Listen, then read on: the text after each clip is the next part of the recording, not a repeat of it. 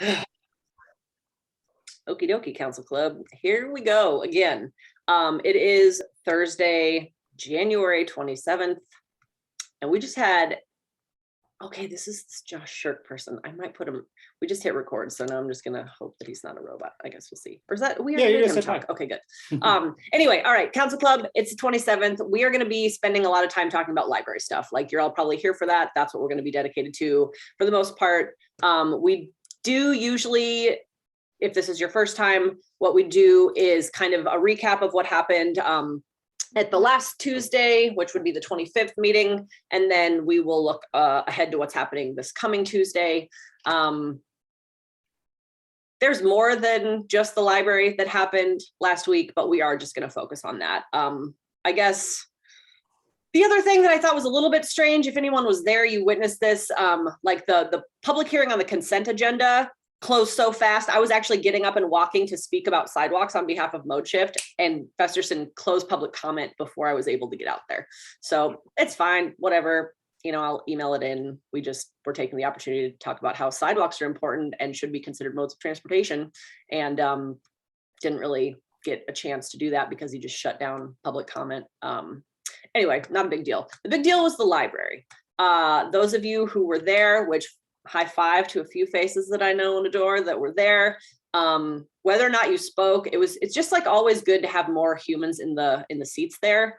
But as we watched opposition after opposition after opponent, and there was what? Oh, in-person testifier. So Scott likes to count things, which is helpful. 14 people were opponents, 2 people were proponents. And then there was zero discussion from the council. That was the part where I was like, what are you doing? And then, of course, like barely any minutes later, we found out like, oh, it doesn't matter. Like, how cute that they even let us speak. Why were they wasting our time? It was a 4-hour meeting, and I am, not surprisingly, not hearing back from my representative or any of them at this point, because they know that I hate their guts. And I think that this is an absolute farce, and the city should be embarrassed of itself. It's not, it's ruthless and it's careless. But oof, it was a rough one. I was really proud of those 14 people that stood up and shared what they had to say about the bullshit that is unfolding before our eyes.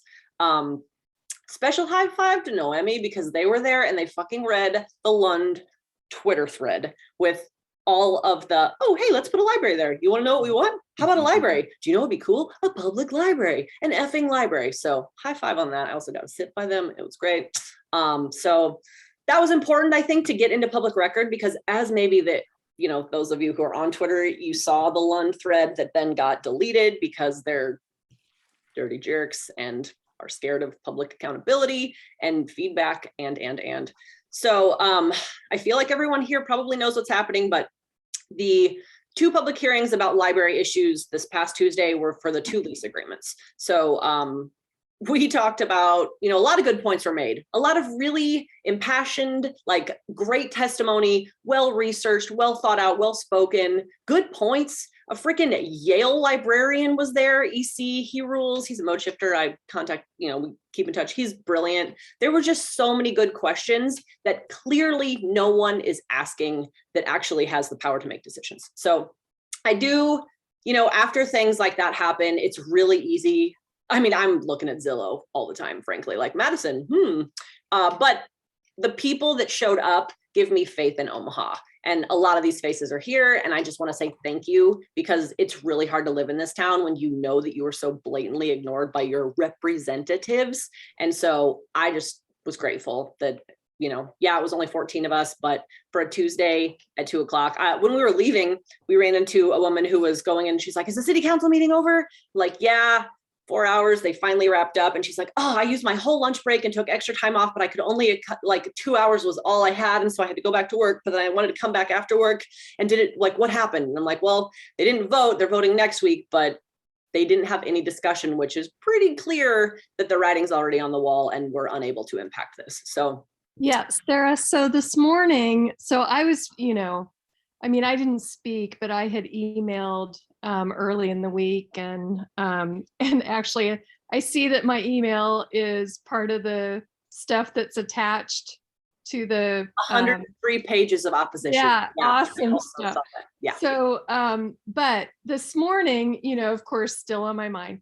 So I thought, what the fuck? I'm just going to go ahead and email the city council this morning. And I said, I appreciate that you were attentive during this impassioned, all these impassioned comments. It must have been a little odd to sit there and listen to all of that when you knew what we all found out a few hours later. And then I just said, hey, the mayor mentioned several times the lot immediately east of the, current site of the Dale Clark Library. I'm still encouraging you to vote no on these lease agreements so we can start a whole new process for the library, and let's build a library on that lot just east of the Mutual building. And then it's still, we can have a process that makes sense, that involves the staff of the library, and people and patrons of the library, and link that public and the outdoor and indoor public spaces. I mean, it just so and Danny wrote right back. He wrote back and he said, we are getting so much commentary about this, and I think we can do better. So that gave me this tiny glimmer of hope. I grasp onto these tiny glimmers and then I get disappointed anyway, but I know. Unfortunately, he's the only city council member who has made any comments like that. Right. Yep. So that's one. Yeah. We need 4 votes. We have 1. Yeah, and I think a big part of what's going on here is that I think the mayor is pushing through a lot of this stuff really quickly. There was a question at one of those press conferences that was like, what are you gonna do, Mayor Stothert, if the city council votes this down? And her response was quote, we will move the W. Dale Clark Library. She's not even willing to entertain the fact, the possibility of that. And, I think that just in the next couple of days, they're probably going to start announcing stuff about the central library. We're getting a sleight of hand thing happening here where she's just going to start rolling these plans out. Look at the streetcar, look at this, look at that. Stop paying attention to the fact that I've been lying to you about this for 2 years. Yeah. And just once these plans are all rolled out, any city council member who votes against it is going to look like an asshole, is her thought process, I think. So. And also, this deal was done years ago. I mean, between Mutual of Omaha and the mayor. I mean, I just came here. I know corruption when I see it. I mean, this is just blatant. And the fact that, hours after public comment is closed, all of a sudden, I couldn't sleep. I was up at 4 o'clock in the morning. I was so mad. And that's when the Nebraska Examiner broke the Mutual of Omaha story. Another couple hours later, the Herald had this puff piece ready. This thing, everybody, it's like everybody knew but us. This is, this is so over the top corruption, in your face. We're just going to do this no matter what you want. And they knew the public reaction would be huge. Just think if they had voted on Tuesday night, then it would have gone through, and then an hour or 2 later, they would have released the fact that Mutual of Omaha had done this thing. Right. And I'll shut up, but what's it going to do to my neighborhood? I'm at Midtown Crossing. It's just, I can't. So I just 1 minute ago got another email from Palermo, because I started with saying, on the 14th, after that week of whatever, I thanked him for pushing back on the library bullshit. And so we started this thing, and frankly, I don't love any of the counselors, but it is what it is. So I've been communicating with Palermo, and he just said, well, okay, let me back up a little bit. The last email on Tuesday, I emailed him on Monday saying, do you have anything that you can share about the library stuff? A lot of this stuff seems not great. I have questions. Can we just keep the library what it is? We don't need a new fancy jewel of the public mall that's not for the public, blah, blah, blah. Anyway, he says, yes, we got a briefing. It's a big project. I can't say, but I will say I'm not easily wowed. I am on this project. And I was like, I'm fucking wowed too, but not in like a good way. So I said, you're in on this project? Before I comment further, I want to make sure I'm understanding you correctly. And he just now responded, this isn't a simple answer. In short, period. Yes, I understand the importance of keeping jobs in the urban core. Didn't ask about fucking jobs, by the way, because you're not creating new jobs, you're whatever. Okay. Libraries create jobs. Librarians are real jobs. Yeah. We fucking are real people who went to college to do this. Yep. What the fuck? I'm so like, we are tearing down these libraries. Like, what about my job? What about my friends' jobs? Right. What about public knowledge and spaces for humans that aren't just like corporate shells? They have 5 million for leases and improvements, but they've laid off half the library staff. They can't. And who was the lady? What was she from the whatever development council? She came in and said, "Oh, I go to the library and bricks are falling on my head." Well, you know what? If they got 5 million to build, to move it to a Shopko and that dump at 14th and Jones, I mean, that is just hilarious. I mean, it's so pathetic. It's hilarious, but they don't have money to upkeep the existing library or pay the existing staff. None of this makes any sense at all, period. Exactly. And I'm sorry, but welcome to Omaha because things don't make sense generally here. I'm going to finish reading this email because I think it's kind of interesting. I am also a proponent of better transportation. I always have a lot of feelings about that. We'll get to that. Saying that doesn't mean, oh, here, I'm admitting another person. Saying that doesn't mean I'm happy about how this all went down. I was briefed on Friday. The mayor had her press conference on Wednesday. I know we could have found a better spot for the downtown branch if we had all been included. Yeah, there's a concept. I still have questions and I am meeting with as many people as I can before Tuesday. So. What people is he meeting with? What's that? What people is he meeting with though? Yeah, exactly. I know. That's always the people that are contributing to your campaigns and or are, like who are these people that you're meeting with? Ash, I saw your hand up. Did you want to say something? Basically, yeah, I heard back from Begley and he did kind of say, yeah, I've heard a lot of concerns about it. I know my company, well, not the company I own, the company I work for made a public comment expressing excitement about it on LinkedIn. And I basically called their bullshit on LinkedIn, which is probably not a great idea for a career move. Because you can welcome them to the neighborhood, maybe welcome them in that vacant lot that when it snows, we used to write little notes to our CEO, right? Yeah. So I'm just really disappointed in what's happening. And I sent my emails and I don't know if we need to start picketing at Mutual of Omaha to show our discontent. I don't know. It's pretty upsetting. Yeah. By the way, I went to the press conference and there was one elderly gentleman out front with a protest sign, one person. And the other thing is, the reason I don't go to city council meetings is I don't want to get COVID. I'm super careful.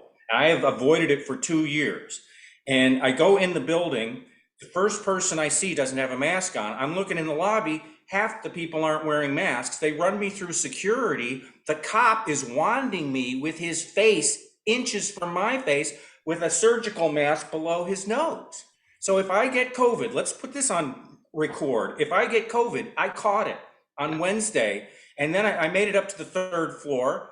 I've worked for newspapers, whatever. They wouldn't let me in. This like mini Stoddard, blocked the door and said, she went and checked my credentials and came back and said, sorry, and sent me on my way. I haven't been in an elevator in like 6 months and I had to take that stupid elevator. I mean, what are the mask mandate does not apply in City Hall? Is that they have an exclusion? That is actually accurate, correct. Yes, if you are seeking public services at the city county building, you are exempt. So it's true. And the people with guns that were wanding you, that's Douglas County Sheriff, not Omaha Police. So the OPD has a mask mandate, but we don't know about the Douglas County Sheriffs. Yeah. Apparently not. No, I mean, what's up?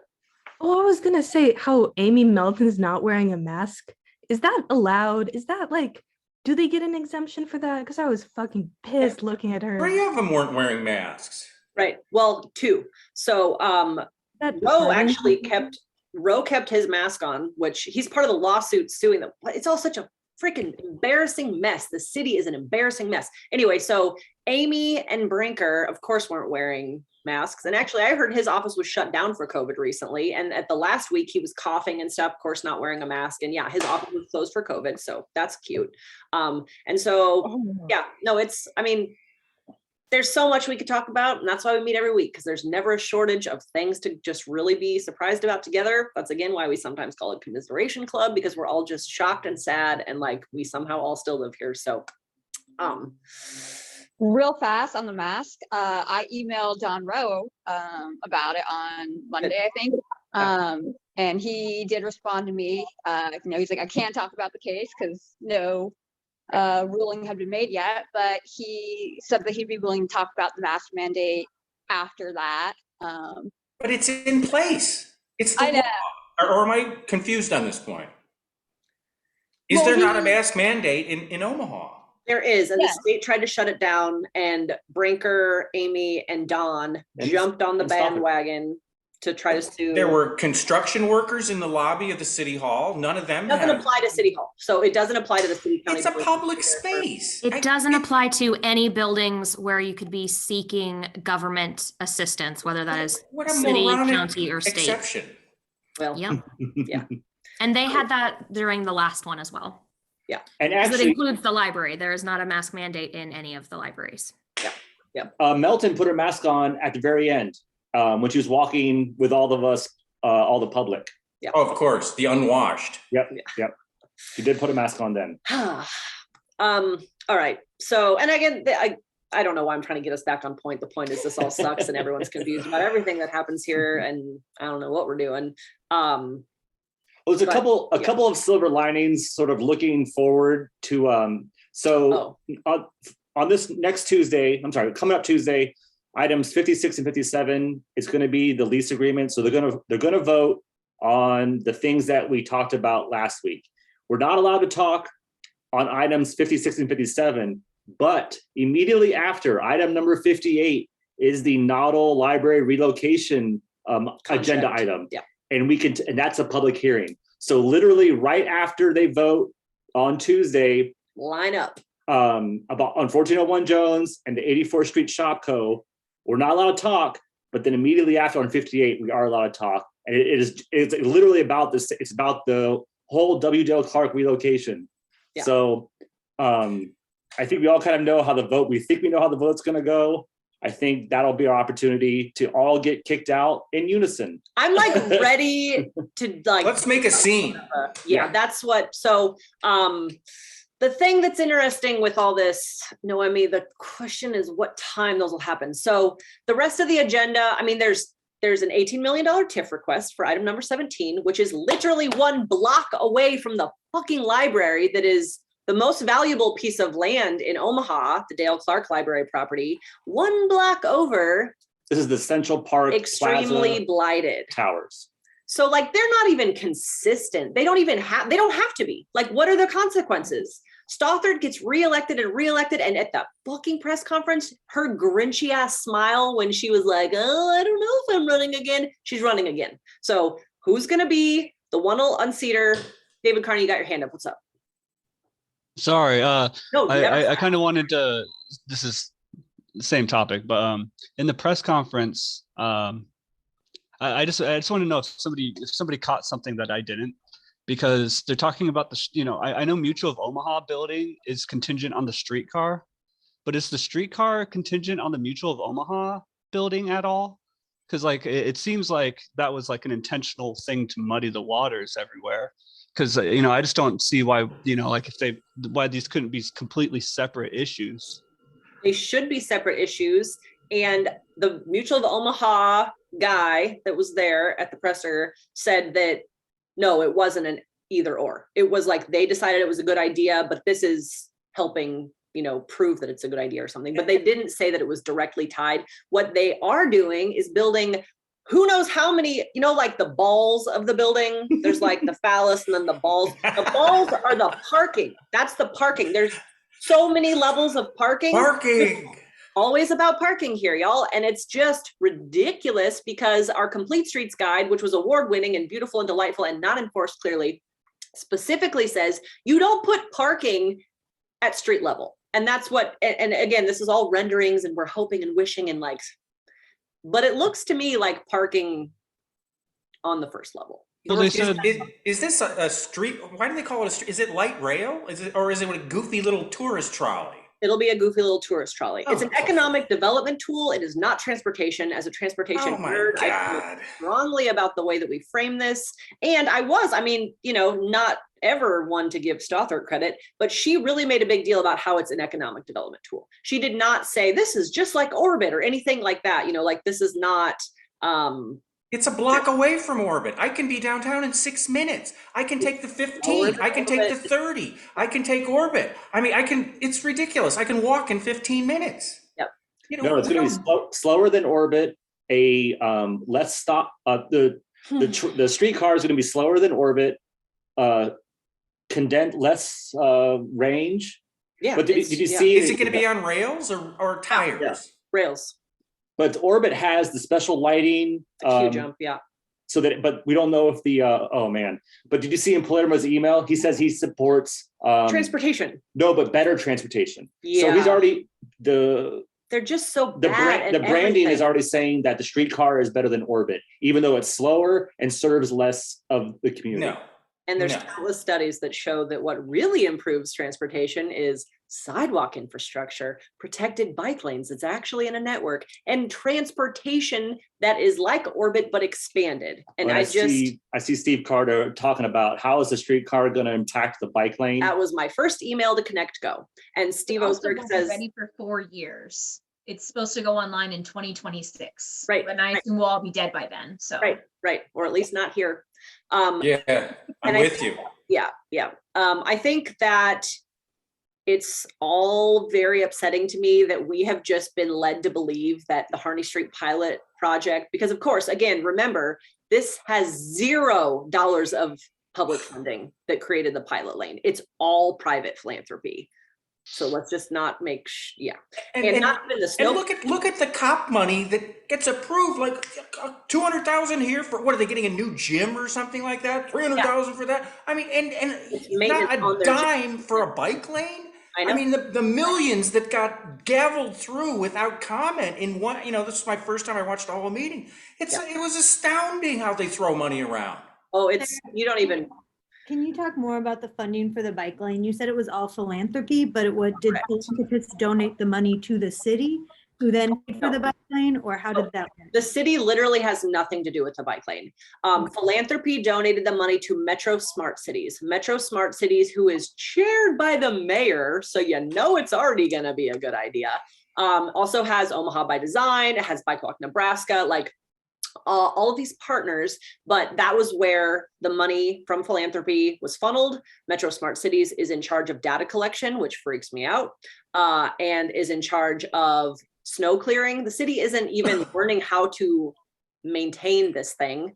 Stothert was at the ribbon cutting to be jazzed about this beautiful new amenity that she will not fund. She will not even allow maintenance to take care of. And they plow into the bike lane. Right. In the renderings, the streetcar is there. There's no bike lane. So of course one of my first emails was to the response to, because Connect goes like, what a big day to celebrate. Stother's taking a big step. This is jazzy. We love it. And I was like, what do you know about the bike lane? And Steve Osberg is like, if you want to meet in person, we can discuss it. I was like, I don't want to fucking meet in person, Steven. I want you to tell the public what kind of shady shit you're up to. That's what I'd like to know. Unfortunately, as we knew when it was installed, we knew that it was temporary. We knew that it was unlikely to really become part of Omaha. Because as soon as it turns into a conversation about like real transportation, not just some like shiny, cute, rich people circulator, then we don't get as excited. So, real quick, we were mentioning parking in the building. Didn't Mutual of Omaha say the reason that they didn't build in the other spot was because there wasn't enough parking? Yes. Yes. So it's just like, none of this makes what- sense. No, exactly. And it's so like, just, you feel gaslit all the time in Omaha because they're like, you do not know what you think you know. And it's like, that's weird because you just talked out of both sides of your face and I heard it and it's on camera and yet you can still deny it. Yeah, how let can me there correct not that. Like, be it enough makes parking? sense. Yeah. Omaha is one giant parking lot and it's empty. I'm going to actually pull up a really cool automation really quick. I saw that on Twitter. It was amazing. Yeah. Who So did that? Scott, did you do that? Who did this No. automation? it does seem like a Scott type of a project. This was actually presented a while ago. So Farah Grant, she's a professor at UNO. She rules. I'm going to do a screen share and share. It looks like cancer spreading. Yep. So, if you see here what's happening, it is just kind of a Look at that. Wouldn't that be great? over the decades, all of the parking lots. And So, the funny thing is, you look at cities back in 1941, they were bustling, There was just people everywhere on the sidewalks, walking around, doing things, streetcars everywhere. Now, downtowns everywhere. During the COVID lull, I was all over America. Downtowns are empty. I mean, they're just abandoned. well, they're full of parking lots. Yes, So they're it- full of we parking all know lots. that, and it's disgusting. And yeah, so there's just so many errors. And I guess like what we could all do is bitch all day long about like how all this is fucked, and we all know that. And so I guess part of my question is, what are we going to do about it? Because there are enough of us that, I mean, hundreds and hundreds of people. Obviously, not everybody can show up to City Hall, and I'm not even sure that it'll matter at this point. Sometimes what we talk about is like, yeah, of course the city council is going to do what they're going to do, but the media will pick it up, or we will, somehow there can be like a shame campaign. I don't really know. At this point, I'm kind of, I don't know, sad. Well, I have 7,000 followers on Twitter, and it doesn't seem to get much mileage. Yeah, nobody cares.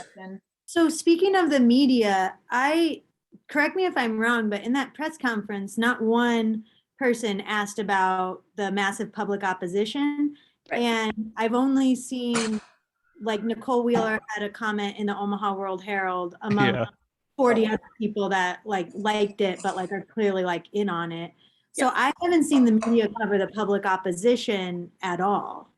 I called the Omaha World Herald this morning and got transferred to the managing editor, and it got ugly. It got really ugly. I said, You were the one he tweeted about, Kevin. Oh, really? He tweeted about you. Oh, okay. Yeah, I saw it right before the meeting. I didn't even. He said, "Don't call and yell at me. Submit a letter to the editor." Oh goodness. Well, he's in the wrong position if he doesn't want to have feedback.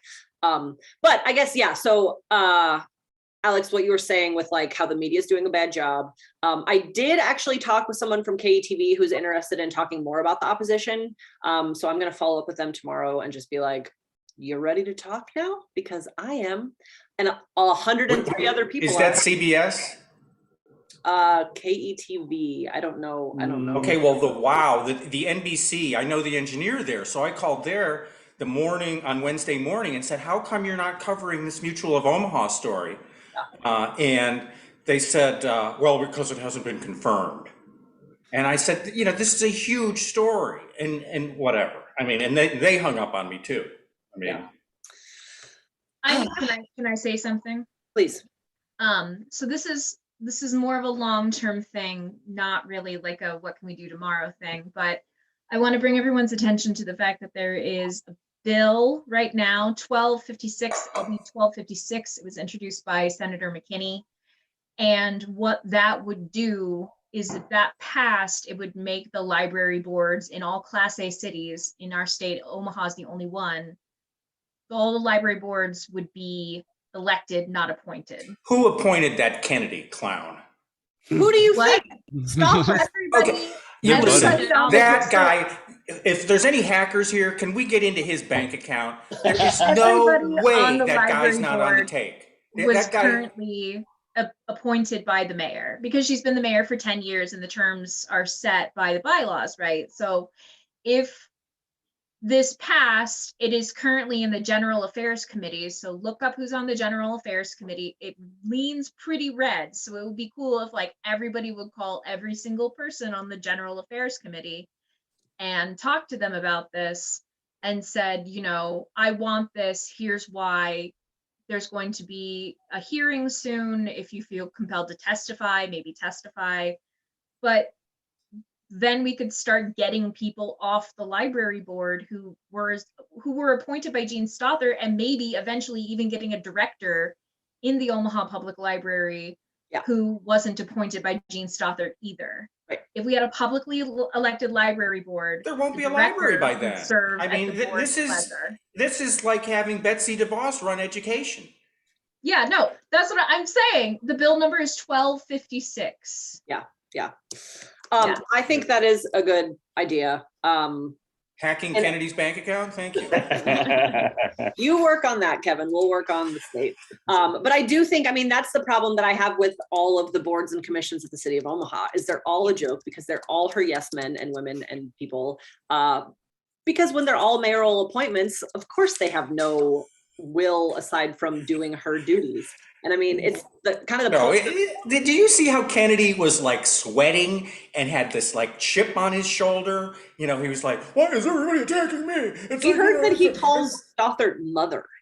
That's gross. Oh, you gotta be kidding me. Yeah. So I mean, you know, it's all just incestuous, freaking weird. I don't know. Yeah. Creepy. I would love to see a question answered. If you're talking to KTV, anyone else, and it bothers me that no reporter has asked this yet. If the land when the land that W.Del Clark is on is sold, that money is supposed to go back to the library for the future purchase of land and stuff. So they announced at the presser that they're doing a land swap. They are doing a direct swap. That's how they're doing it. So they're also cheating the library out of money for future. And I thought we heard that the money would go to the state. Someone else said that's what they said at the council meeting. They said it would go to the state, or asked if it would go to this. That's what they said. So I don't know what that's about, but there's another. I mean, they're not going to sell it or swap it for much. What, $4 or $5 million at the very most?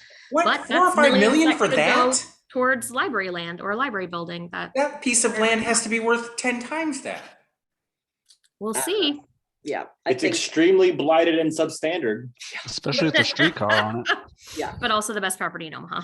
Right. Yeah. So I don't know. So we're swapping it for land that the city owned just a few years back too. Right. That's the funny thing. And who was that crazy guy that started crying because it was? I mean, does he sleep in libraries? I mean, that's what it's not quiet enough and it's not warm enough. Well, bring your sleeping bag. Right. Hold on though, Kevin. I want to hear what Mark had to say. Yeah. Hey, you guys were talking about boards, and one thing that kind of disturbed me was that, you know, she talked about the new streetcar board or whatever you want to call it. So it's going to be made up of 3 representatives appointed by the mayor and approved by the city council. So from the city, 3 representatives from Metro Transit, and then 1 from. She's already appointed by the mayor. Let's just make sure we're clear about how the Metro board is made up. Go ahead. And then 1 of the urban core, from a member of the urban core from the Chamber of Commerce. So that's that's the sticking point for me. That doesn't seem right. It's not right. And there's so much about that this isn't right. And this is the thing that is just like so frustrating, because you don't have to be a librarian to know this stinks. The librarians definitely know it stinks, that like everybody knows this stinks. And yet here we go. And we're just going to watch it happen. Like, it's just, I don't understand how, it's just money. Well, and I think another thing too is like about like the streetcar specifically. Yeah. One thing, like the way that they plan to finance the first phase of the streetcar, like through extremely blighted and all that, is like, that's still, it's like they're going to use the revenues that they get from the extremely blighted designation in 20 years to debt finance 2 garages, which will then generate, what's going to happen. I'm done. I know. Yeah. I'm serious. What's going to happen is it's not going to work, and a future mayor is going to have to raise taxes. Correct. But he's going to get all the credit. And then the other thing is that they're also talking about using that transportation funding for the 10th Street phase of the streetcar. But in the mayor's own like ARPA feedback, she said on her council, she mentioned that she was surprised that people didn't choose tourism as number 1. So she thought she was going to have nobody comes to Omaha for tourism except for the stupid baseball game. Additionally, the way that they're financing it puts a disproportionate, it impacts the people who live, within, a few blocks, but also a few miles of the streetcar, because over time, their property values are going to skyrocket, right? And so, yeah, that's good for some people. That's good for me because I'm a homeowner, but that's not good for a lot of people who live within range of that, because they are going to be priced out of the area. And so the way that it's structured, people in Brinker Harding and Amy Melton's district don't have as much of a stake. They are not putting. They won't be affected by it.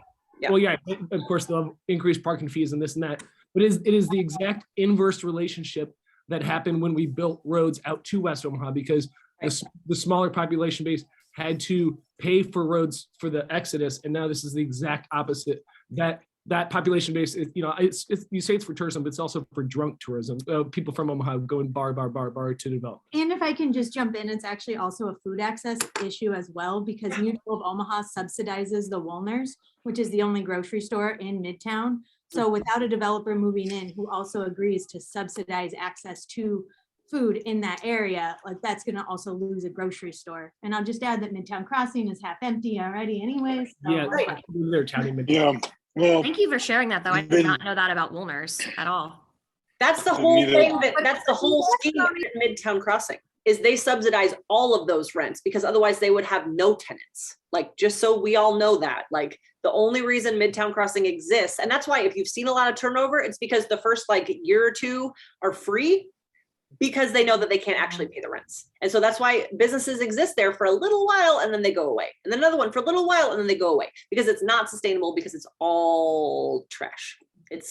I didn't know that about the other businesses. That's also very interesting. Yeah, it's not just. No, I think the nail shop makes money because the guy just bought a new Maserati.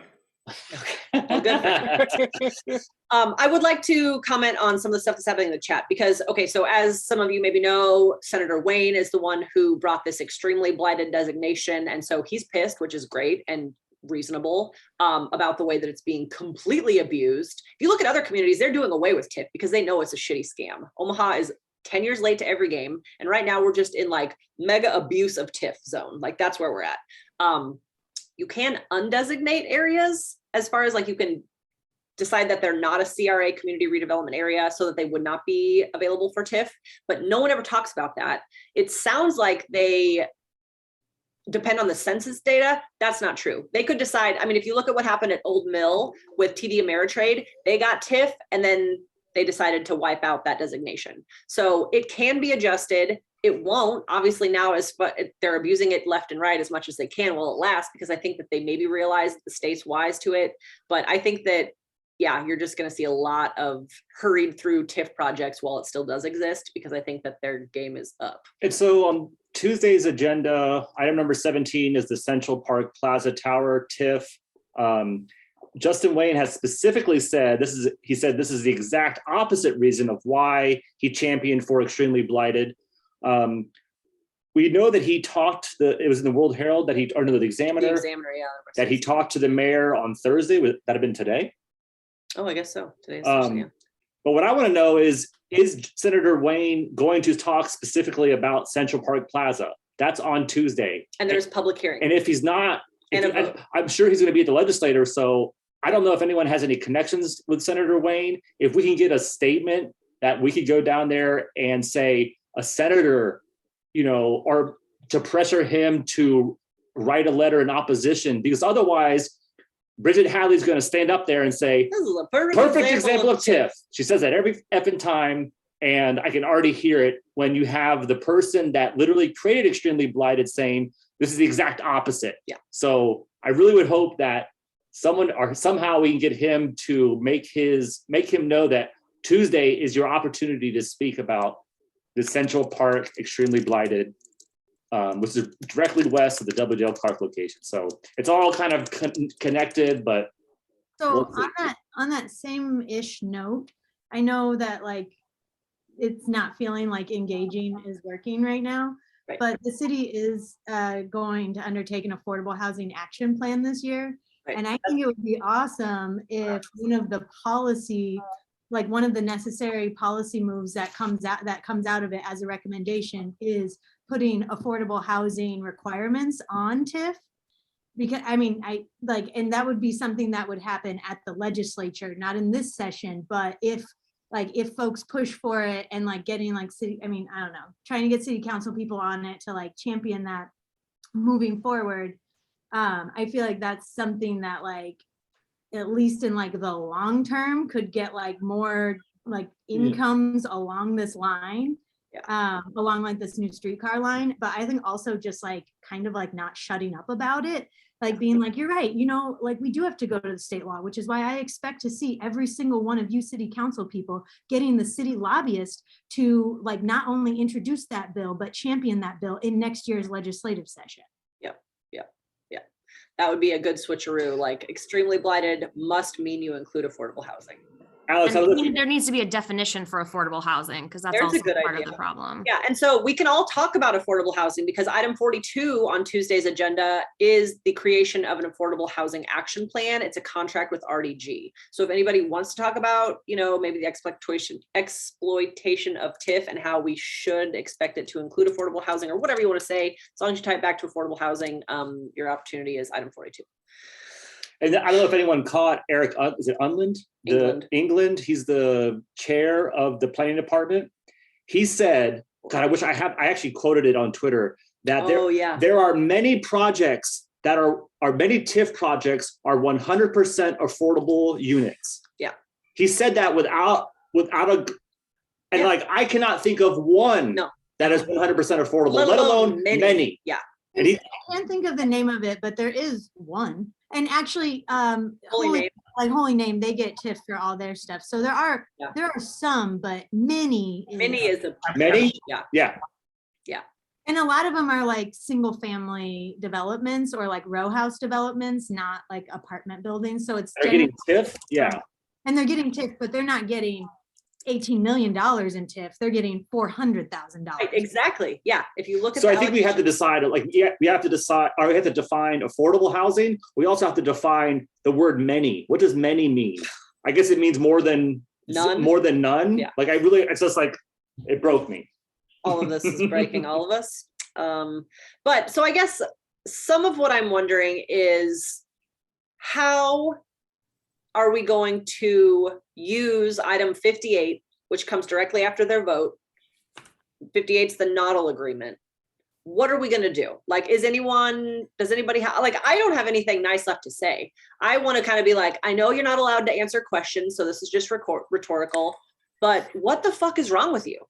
Like, this is absolutely an abomination. You know that the public is against this. You are completely willfully ignoring all of us, and you should all be recalled. That's, I guess, the other conversation that I thought might be interesting to talk about tonight is like, what is the feasibility of a recall? I know Omaha's a recall town, but like, what would that really look like? Like, I think this is one of these things that is like a big, like, everyone's paying attention to this. And I've got recall Stoddard, or however you pronounce her name, going on Twitter. I'm not getting anything on it. I mean, you might have a bunch of followers, but you're new to Omaha. And also I think like the whole recall thing, that's like, it's a process and it's not easy. And I don't know that it would be anything but a waste of time, but I'm kind of like ready to waste my time on it. I don't know. Unless if you did want to have any traction on a recall, we are not the people to be talking to, right? We need to reframe the issue and connect with everybody who voted for Stothard and make them angry and make them realize, hey, you're a fiscal conservative. Does it make sense to spend all this money on a streetcar that is slower than an orbit? So they say it's for transportation, but it's not aiding in transportation. So you convince them that it is not in their best interest. You reframe the issue for them. And honestly, if you hit the ground hard enough, and it would not be that hard of a sell with the facts. Yeah. But you get out of Midtown, we're talking to the wrong people. We're talking in an echo chamber here. Yeah, I know. And that's what I feel like Twitter is, and Facebook and this, and like, it's all just like the same couple hundred of us that are like, really? I mean, I think the whole streetcar thing is like, well, you know, look at this dirty deal I did with Mutual of Omaha, but actually look at this streetcar over here. Isn't this wonderful? Look what we're doing. That's exactly what it is. That's why Please don't pay attention to the way we slid this under the table And you know, I think what you should ask is like, ask the city council members, when did you know about this deal? Yeah, I know. I think that they actually were surprised by it because I did actually, and I a lot of times talk about how Pete does not respond to me, but he did. And he said that he was upset and he didn't know anything about it and it could have been handled differently. So I think that there are a lot of folks that are upset about it. I also think it's outrageous that 4 members of the 9-person board for the library board of trustees voted this through. That's less than half. Like, I know that the way The that other half didn't show up. What's that? And the other half didn't show up. Right.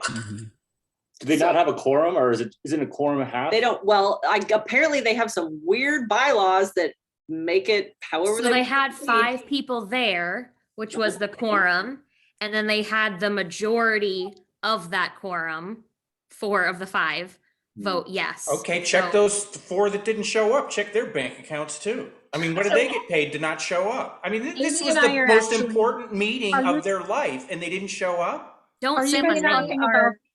Are you talking about the meeting last week? Are you talking about that board meeting? Okay, because at least one person has been recused. When you talk about Keegan, she's been recused from the whole situation because her company she works for had like involvement with media or marketing. They're representing Heritage Services. Yeah. And then yeah. And the new appointee basically recused himself because it had already, so I mean, there's 2 votes right there.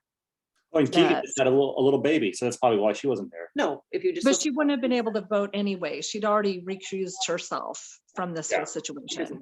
Oh, was she even there last? No. No. Okay. But yeah. I don't know. It's fun to talk about how much of this is just like real messed up. I've always wondered why people don't take things to like the court, like a civil suit, something of that nature.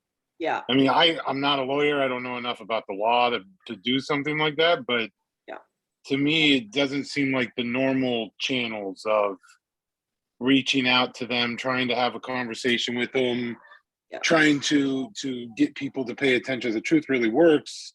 Yeah. And taking them to court over it seems to be, I don't know, I wouldn't know how to go about it, but that's where my thoughts go. It's expensive too. I think we just don't have. Yeah.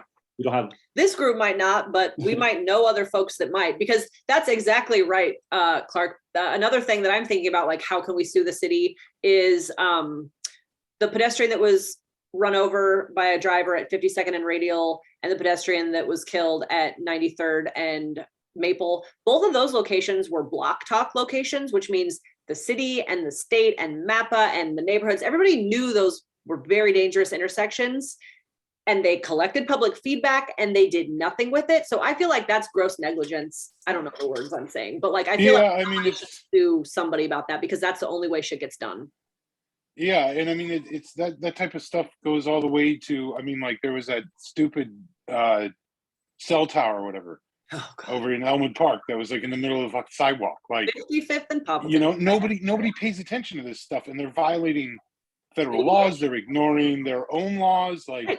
Right. There has to be a way to take them to court to make things open air in the public through, discovery or whatever. Laws. Yeah, exactly. I'm not a lawyer. I don't know enough about the law to really know how to feasibly go about it. I know. But to me, that seems like, trying to get a recall or writing to senators or whatever it is, going into the chamber and berating them on being just miserable cowards. Yeah. I mean, that doesn't work. It doesn't work. They have no shame. Right. They have no shame. And how do you get somebody, how do you shame somebody with no shame? Right. You can't. As I think you said in the chat a while ago, shame doesn't work anymore. And I think, As far as the pedestrian deaths, the city has created an attractive nuisance. That's a legal term. Okay. They have given liquor licenses to every other business on Farnham from 33rd to 40th.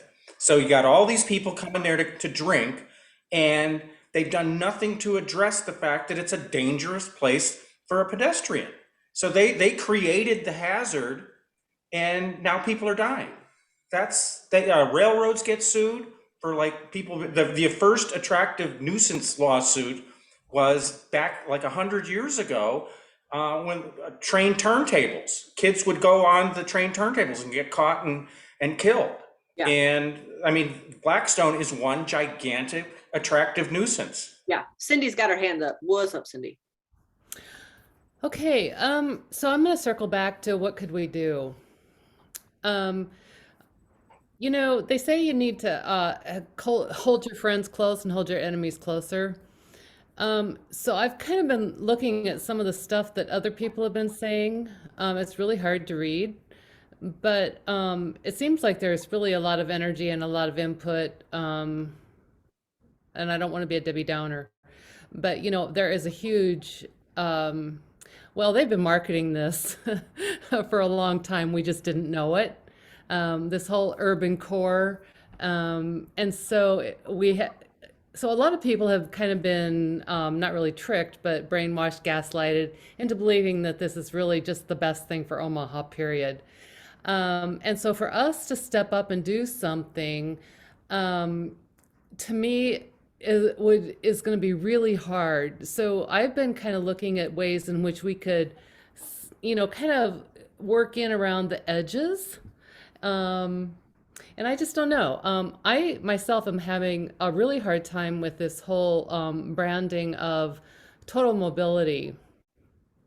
Total mobility, if you look it up on Google, is for handicapped people, for people who need transportation options. And there is nothing at all in this about that. The other thing is there are several organizations that are, how many different urban core groups are there? There's at least 3 that we know of. And so how can we impact those areas around the edges? I'm really deeply, because I have a relative that works at the downtown library, so I'm invested in the library big time too. But just looking at it, you know, you guys are all really smart. What are some ideas that we could do that could really have an impact? We could talk about all this other stuff forever. But what are the ideas of kind of like, what can we do? We probably can't change the outcome totally, but we can have some type of influence. That's a great point, Cindy. One thing is, with any TIF project, okay, and this is the biggest TIF project in the history of the world, right? It's going to last forever. There are public improvements that are associated, right? You know what I mean? And so we need to demand early on transparency with every single project. What are the public improvements that are going to be associated with this? And for the most part, they get by with, you know, less than $100,000 of public improvements associated with each individual development project that receives millions in TIF. But if you look closer at the public improvements, all of those dollars are spent on lighting on the outside of the building, or lamppost on the outside of the building, or benches on the outside of the building that are inside of a fence that the public can't use.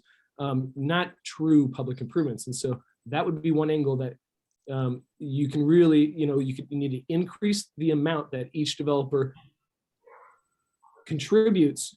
The percentage needs to be higher. The public, you know, the percentage needs to be higher, but also we need to scrutinize what are those public improvements, and are they, you know, actually public? Are they within the mission and the values of all these organizations that Cindy's in charge of? And then, like, or not that Cindy mentioned, because then if you connect those and say, hey, this, you know, this development's going on and it's not within your, you know, you have a vision for Omaha and it's not within, you know, it's not.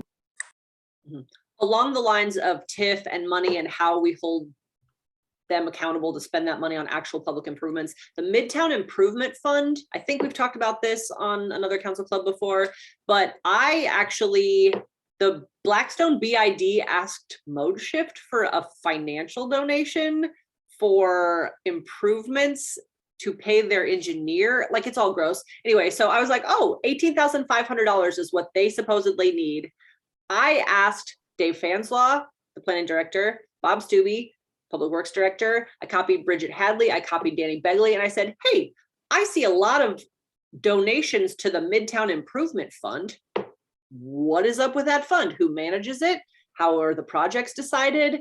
Who, like, what's up with that? Also, here's an $18,500 request for that money that would in fact improve Midtown by not letting all of the patrons die. So probably we should do this. I have, of course, not heard back, but there's just like all these weird little funds and like you were saying, Mark, like public improvements. What does that look like? How do we have accountability around the ways that these things work? I also think it's kind of like, to like back to Cindy's point, is like, what do we do about it? To me, it seems like it's like kind of got 3 phases. There's the vote on Tuesday. So what do we do before the vote?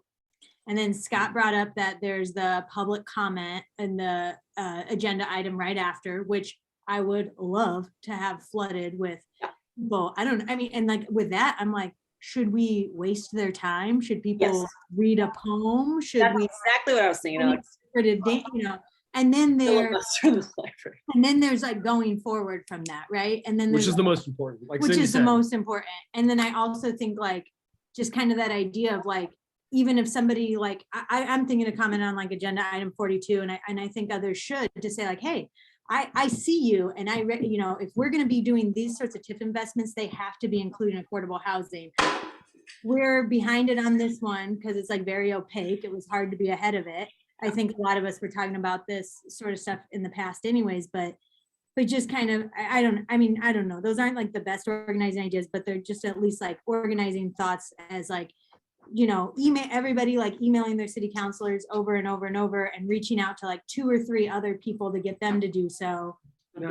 And that's like the ahead of time. And then there's like the public comment the day of, and then there's like the, how do you comment in ways that affect things going forward? But then also like maybe other folks can throw out like, what are other organizing ideas out of trying to engage at the public meeting? Does anybody know where to find the cost of maintenance for W. Dale Clark each year? No, that's something that I've been thinking about a lot, but I did see a hand raise. So concerned citizen, what did you have to say? I like to play devil's advocate a lot.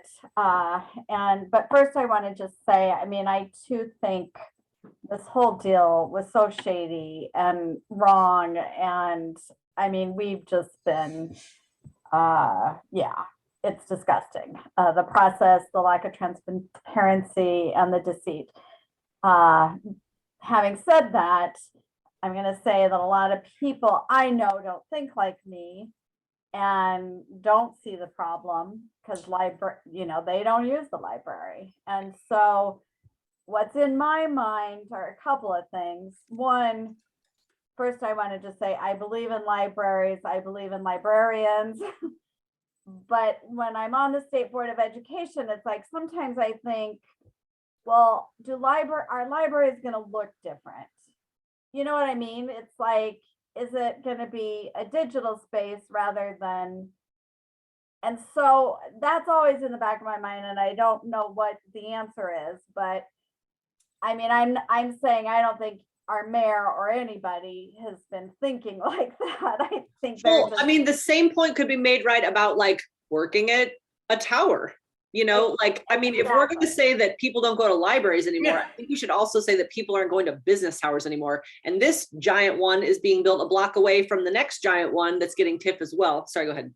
No, all right. So just to finish up, no, I totally get all that. Yeah. But I guess you made the comment earlier, like, what do we do? And that some people can't be shamed anymore. Right. And I know that our mayor can't, but I do believe that Mutual of Omaha will be very concerned about a corporate outcry that would get national attention. And I think that that's the way to go. Some kind of picket or something that embarrasses them publicly, says they stole our library or whatever it is, because we can't humiliate the mayor. Right. But I think Mutual will care. I don't know, for whatever. I was also going to say, I think it helps if you can just, instead of just saying we're against this, right? Like we're against the leases, we're against this move, to supplant that with a different vision. Like I loved what's been said online, like the mayor talked about, oh, there's what they've made a landing or a staging ground for the park, that land literally right next door, like on the other side of the street, that they now can't put a giant skyscraper on because it would block their other skyscraper. So why don't, instead of spending all the money on these, renovating this old building, spend less money for 2 years or something on a temporary space and build a new beautiful library and community space there. I think there's something to be said about community meeting spaces as well. And I also think it's important that, anytime people talk about, oh, libraries are dying, oh, no one's using them anymore. If you actually look at the Omaha statistics and the Omaha library statistics, they do not show that. That is not accurate for our town. It's not even accurate that people check out less print materials. They're checking out more of the digital stuff, but they're also still checking out the print materials. Omaha is a city of readers. Awesome. Yes. That is good to know. Carney, what's up? Oh, sorry. I saw David. Sorry. Yeah, I mean, where I'm at, with my own like kind of calculation of what's possible and everything. And I still think this is on the spectrum of course, it's not going to happen. But all I'm really going to ask them is to just, vote no on these leases to delay it, because we don't have a plan for the whole library system. And like, so why are we going to spend an uncalculated amount of money, millions each year, in order to like just rush this building in? Like Mutual will still build their building there next year. Right. I just don't understand like why this has to be done right this second. Yeah. And talk about a waste of money in the fiscal conservatives. That's the point. Sorry. Yeah. And that's why I'm trying to chase down those costs. Yeah. Yeah. I was looking at the budget online here, and I don't know what I'm looking at. I'll be honest, because it's like library facility management, which I'm like, okay, is that taking care of it? And it kind of describes it as makes purchase of furniture, fixtures, equipment, security, grounds maintenance, cleaning, preventative maintenance contracts, snow removal, et cetera, et cetera, et cetera. But then I don't really know how to read the line items. But that's on the city website. If you just Google Omaha Public Library budget, you can pull that up and look at that. But, I think too, when you talk about library usage, a library, like anything else on the planet Earth, requires like an awareness campaign. Yeah. And our city routinely underfunds our library. Things that seem frivolous, like an ad campaign, aren't going to go on the list when they are trying to maintain new material and keep their facilities looking nice and have the staff there. And, on the list of things that would be important, I would assume an ad campaign would be there at the bottom. Yeah. And, I think it all ties together that when you watch the trustees meetings, it was people begging for just basic services, right? Right. And the conversation doesn't need to just be about that location, W. Dale Clark, the community it serves now, the other branches who they serve, but the fact that we just underinvest in our community. Right. Omaha does not, we don't take our dollars and put it back in the community. We take our dollars and we give it to corporations. Yeah. And continuing to advocate for that every year at budget hearings. Yeah. Because the library board is not advocating for that because they are appointed by Gene. But you get into things where it's like, if you want to reframe the conversation and talk to people, we could talk to businesses up and down the proposed route for the streetcar. They're the ones that are supposedly going to benefit from this. But it's like, okay, so you're going to go for how long with road construction out front? They're going to put this thing in as a pilot program. Yep. What kind of, that sort of stuff, and get these people on the side of, okay, yeah, there are better ways to develop this area. There is better ways to bring people here, and that's where you would start, is get the business owners on your side. Yeah. Just really quick, and then I see Deb first and then Lori, but public libraries and public transportation are both like ridiculously underfunded. When you look at like our peer cities, it's pathetic. So a lot of good points there, Clark. Deb, what do you have to say? And then Lori, you're next. Just really quick, when we get to the point where we have some leverage, I do think that advocating for the streetcar to go north and south is Yes. absolutely essential. So Yes. that's all I wanted to say. It's, but again, and yes, but actually what we should be advocating for is orbit north-south, because the Right. car is a fucking Yes. not transportation. It's an economic development tool. I will just continue to say that until I'm not red in the face, but blue in the face. Like it's a fucking white people carousel. It's not transportation. Oh, really quick before I pass it to Lori, items 46 through 52 are on the consent agenda up for public hearing, and every single one, 46, 47, 48, 49, 50, 51, 52. I'm tempted to try to talk about every single one. They're all money for library purchases. That's So there's exactly what I was gonna say. Yeah. All right, take it away then, Lori.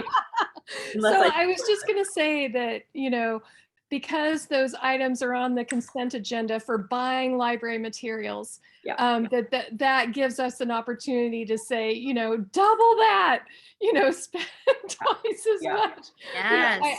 Which, that's not going to happen, but it just, if we're looking for, entry points, or making some points about, supporting the library generally, that would offer some opportunity. Yeah, definitely. I have a question about the aid from the mayor's office that had the map about actual library usage. And it was all, there were like 1 million dots out west, and not one dot in the town, not one. And I'm going, wait a minute, where am I? I know I go there all the time. I mean, where did they come up with that map? It basically said on that, Kevin. Nobody uses the Dale Clark Library is what that map said. Okay, so that map, Kevin, is included as part of a series of maps from the 2017 library facilities survey that they did. It's not actually mapping full library usage. It was 1 month of library checkouts and the addresses that were linked to those cards. So it measures only checkouts, not library visitors or those who use the historical or reference collections, those using the computers, applying for jobs. It doesn't include any of that.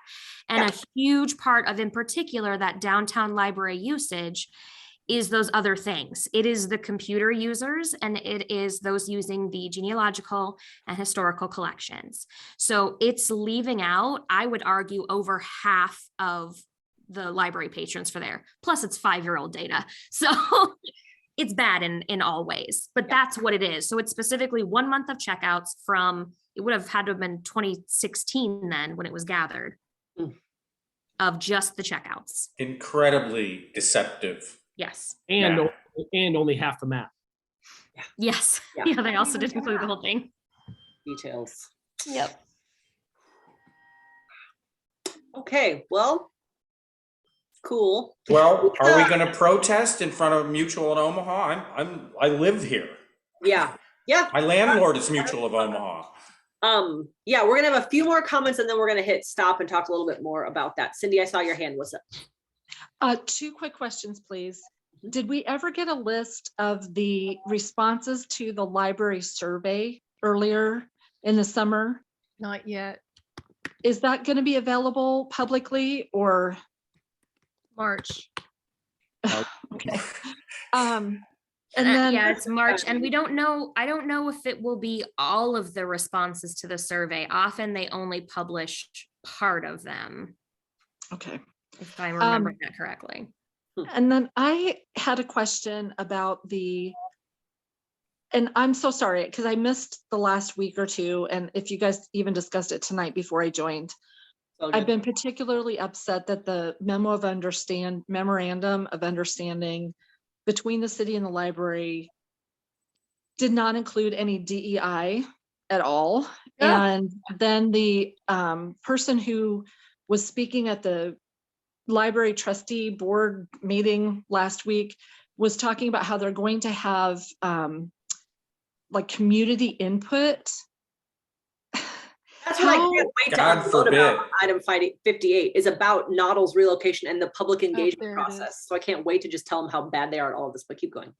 So I just wondered how we can bring more attention to that, because like I mentioned that Nancy Berg, because there are people that have influence, like following on Instagram or, not just online, but in person too, but people who have various experience either from like disability, accessibility would be something from her viewpoint, or if you talk about people from, you know, Black or Indigenous or other people of color, immigrants, you know, various underrepresented groups across Omaha. Is there some way we could try to bring attention to that? And also a splash, it might also embarrass Mutual of Omaha. I don't know, but I mean, it's just. Oh, yes. Oh, now you're talking. So I don't know. It's been very upsetting to me that there's no, and I talked to that lawyer. They had a meeting out at the Millard branch where they did the whole presentation. There was 2 men that did a big presentation, and they had Sarah, I think I talked with you, that lawyer. I tried to talk to her. I said, I don't see this in that whole, can we include it? Where can we involve people beforehand? And when you talk about a lawsuit, I think that there's deliberate exclusion. Yeah. So. And that was like Cindy's point earlier with the like total mobility plan. It's like, oh my goodness, no, you're not doing that right at all. And like, it's just all so bad. But there are so many angles. So I guess like the point is maybe like pick your angle because they're plentiful, and then like, I don't know, email people. I can't, and I'm so sorry because I feel pulled in so many directions right now. We all do. Everybody is. So yeah. I'm happy to help when I can. I'll show up when I can. We all do the best we can. And I'm not going back into that building unless I get a second booster. Fair. All right. So does anybody else have anything they else want to say while we're recording, or should we hit stop and talk about some other things? All right. Should we switch to the Tor browser too? We are in fact just going to hit stop on the recording and then chat a little bit more, and then we're going to go eat too late of a dinner. But if you're watching this on YouTube, show up at City Hall on Tuesday at 2:00 and speak out against the library bullshit. Probably won't matter, but sometimes it's cathartic. All right. Anything else? Anybody else? I'm going to hit stop. I mean, if that room was packed. It was, yes. Okay. No, I mean really packed. You know, not 12 people, 100 people or 300 people. Wouldn't that make an impression? Oh yeah, if it was packed. Okay, I was like, it was not that packed before. No, I know. Everyone would encourage everyone to go to City Hall on Tuesday at 2:00. Quit your job. Wear an N95. If you need an N95, they have them at Walgreens, or I'll give you one. Okay, thank you, Kevin. Seriously. Yeah. Sarah, have you hit stop? I'm about to.